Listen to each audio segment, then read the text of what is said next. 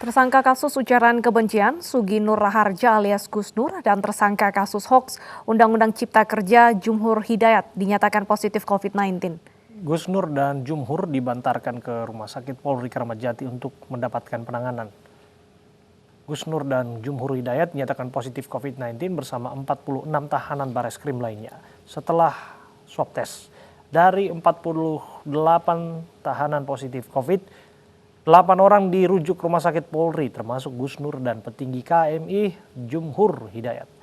Bareskrim Polri menggelar swab test terhadap 170 tahanan setelah salah satu tahanan narkoba dinyatakan positif terpapar COVID Jumat lalu.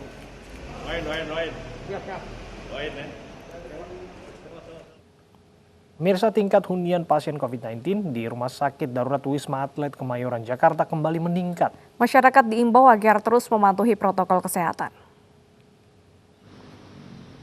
Jumlah pasien rawat inap di Wisma Atlet Kemayoran, Jakarta pada Senin pagi kembali meningkat menjadi 1.569 pasien. Hingga pagi tadi, angka pasien COVID-19 di Wisma Atlet bertambah 37 orang dibandingkan hari sebelumnya. Salah satu penyebab meningkatnya hunian di Wisma Atlet lantaran acara yang menimbulkan kerumunan massa beberapa hari terakhir. Libur panjang akhir Oktober lalu juga turut berkontribusi dalam meningkatkan jumlah hunian pasien.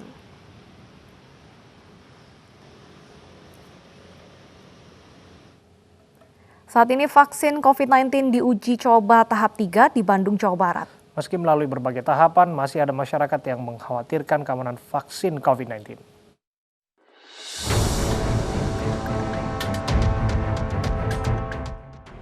Ada kekhawatiran masyarakat terkait vaksin COVID-19 yang rencananya akan didistribusikan awal tahun 2021. Sebagian khawatir dengan keamanan vaksin, sementara warga lainnya yakin dengan vaksin COVID-19. Kekhawatiran masyarakat sebenarnya dapat dijawab setelah mengetahui proses pembuatan vaksin COVID-19. Sebelum digunakan oleh masyarakat, vaksin COVID-19 telah diuji coba melalui berbagai tahapan. Uji coba vaksin COVID-19 Sinovac tahap 1 dan tahap 2 telah dilakukan di Wuhan, Tiongkok. Pada uji coba tahap 1, vaksin COVID-19 diuji coba pada 125 hingga 600 orang.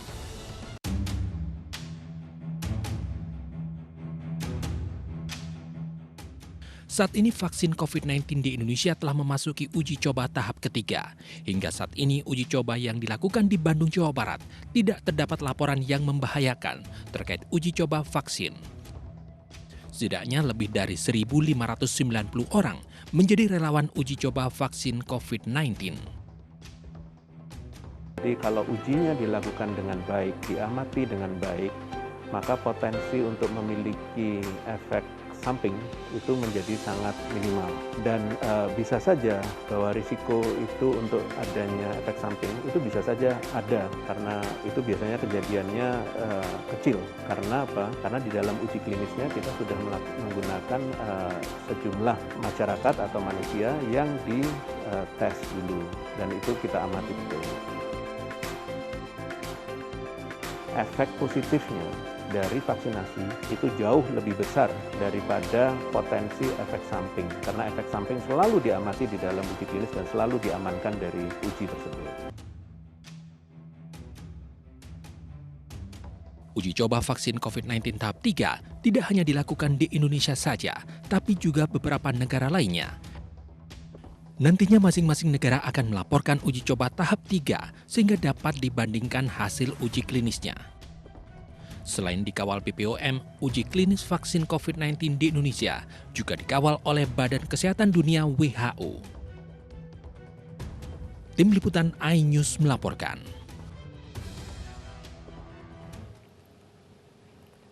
Pemirsa, mari kita dukung para pejuang kemanusiaan dengan peduli melawan penyebaran virus corona. Bantuan bisa disalurkan melalui rekening yang tertera di layar televisi Anda.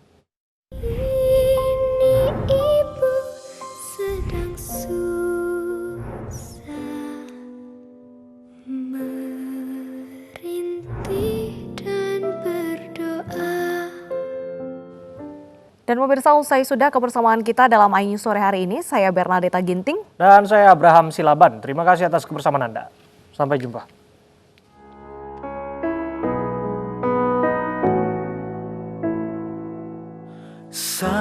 Saatnya kita semua tuh renungi ini dan cobalah pastikan mengerti. Lihat kembali ke dalam diri sendiri kesalahan yang kita lakukan. Kita manusia mungkin hanya bisa menyesal karena semua telah terjadi.